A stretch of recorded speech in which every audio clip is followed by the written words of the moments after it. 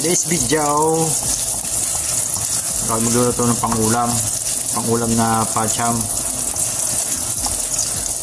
na ulam, ilagay ang luya, gisahin ang luya.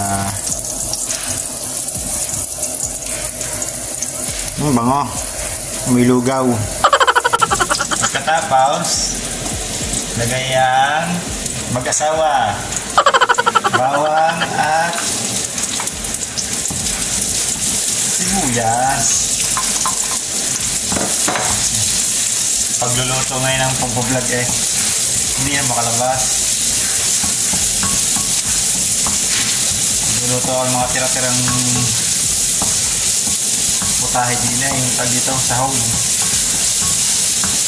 Malaan na kung ano magiging lasa. Gisay. Tanang. Tapos mga mag-isa na at nangangamoy lugaw na talaga. Kasi gawa rin ng luya matapang. Lagay ang jonok. Walang kamatayang manok. Dahil lang rin puro hita. Ang walang kamatayang manok.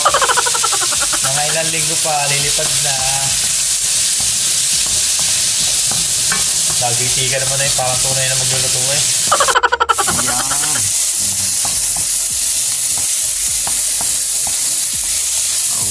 Gisay. Iala natin magpun yan. Yung matusta, yung mga masangkot siya ba? Yung sa amin. Sangkot siya Kailangan mo natin yung masangkot siya. For today's video.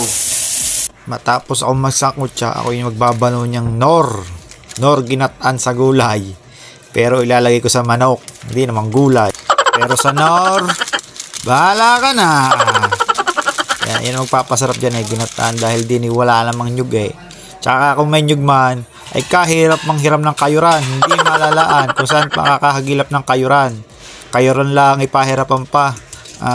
Kung naandin nila si Konsyal madali na.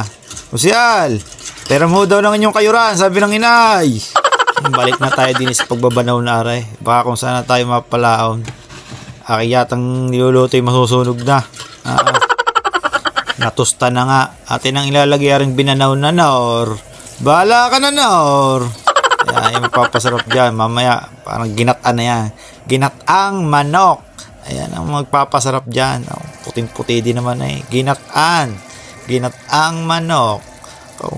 Wari ko puno na naman ang budiga ko na sarap na naman ilalantak wari ko solve ka na naman.